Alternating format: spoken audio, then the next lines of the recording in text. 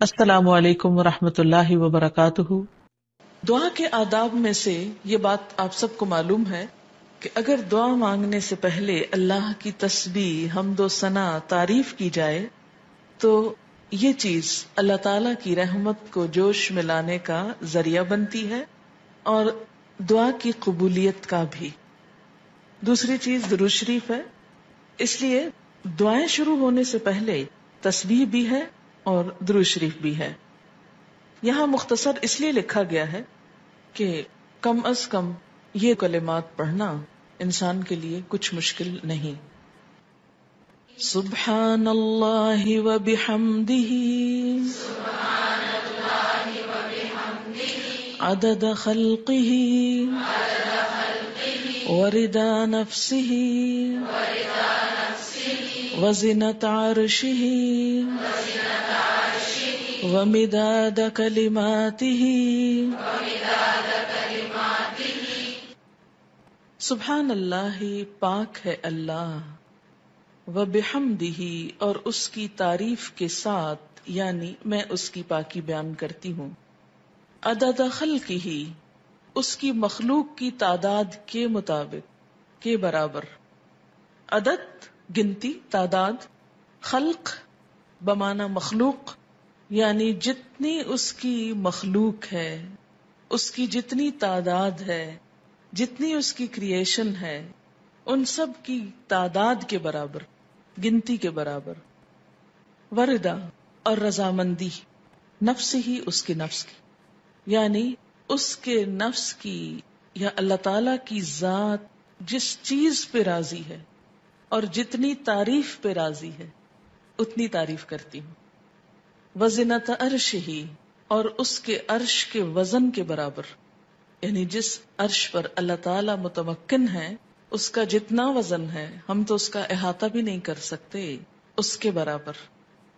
ومداد، اور سیاہی، کلمات ہی، اس کے کلمات کے لکھنے کی، یعنی قرآن پاک میں آتا ہے کہ اگر سارے سمندر سیاہی بن جائیں اور اتنے ہی اور بھی، اور سارے درخت قلمیں بن جائیں اور اللہ کے کلمات، اس کی تعریف لکھی جانے لگے تو سارے سمندر خشک ہو جائیں، لیکن اللہ کی باتیں کبھی ختم نہ ہوں۔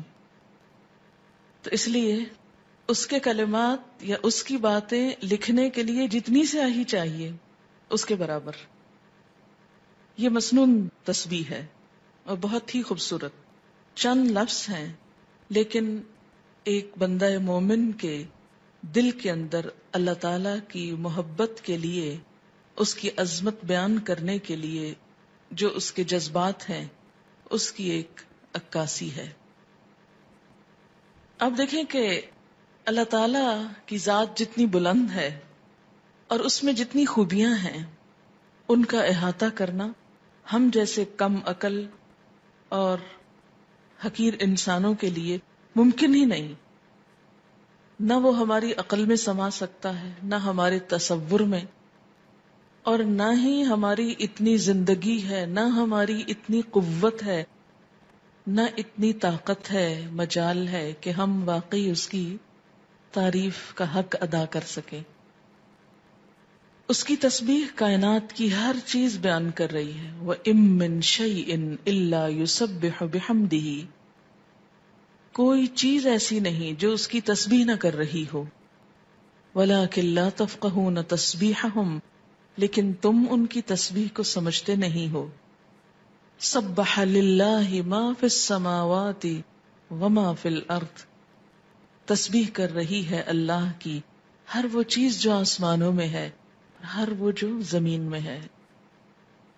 جب ہر چیز اس کی تسبیح میں لگی ہوئی ہے تو میری زبان اس کی تسبیح سے خالی کیوں رہے؟ اگر میں نہیں کروں گی تو میری محرومی ہے۔ اللہ تعالیٰ کا تو کچھ بھی نقصان نہیں۔ بے شمار فرشتے صرف پیدا ہی اس لیے ہوئے ہیں کہ وہ اللہ کی تسبیح بیان کریں، اس کی تعریف بیان کریں۔ اس لیے تسبیح کرنا سراسر خود انسان کے اپنے فائدے کے لیے ہے۔ اس طرح انسان باقی کائنات کا ہم نوا ہو جاتا ہے۔ جس ذات سے جتنی محبت ہوتی ہے اس کے لیے الفاظ کا چناؤ اتنا ہی مشکل کام ہوتا ہے، اور اللہ کی تعریف کے لیے الفاظ کا چناؤ ہم عام انسانوں کے بس میں نہیں. اس لیے ہمیں لازمی طور پر سہارا لینا ہے نبی صلی اللہ علیہ وسلم کے الفاظ کا. تو آپ نے جو الفاظ سکھائے مسنون بھی ہیں اور بہت جامع بھی ہیں. آپ صلی اللہ علیہ وسلم کی یہ خصوصیت تھی کہ انما اوتیت جوامع الکلم، مجھے جامع کلمات عطا کیے گئے ہیں. آپ صلی اللہ علیہ وسلم کی گفتگو کی ایک خوبی تھی کہ کم الفاظ میں بڑی بات کہہ سکتے تھے.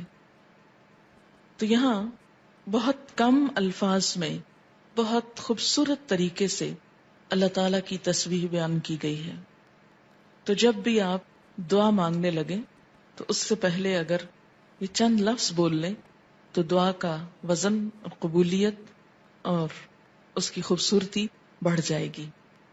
اب دیکھیں کہ دعا کے شروع میں اور آخر میں تسبیح پڑھنا اور درود شریف پڑھنا یہ ایسا ہی ہے کہ جیسے کسی کو کچھ دینے کے لیے آپ ایک خوبصورت جیسے گفٹ پیپر ہوتا ہے یا اچھا کوئی برتن ہو سکتا ہے یا کوئی بھی چیز جس میں آپ کوئی چیز ڈال کر دے رہے ہیں.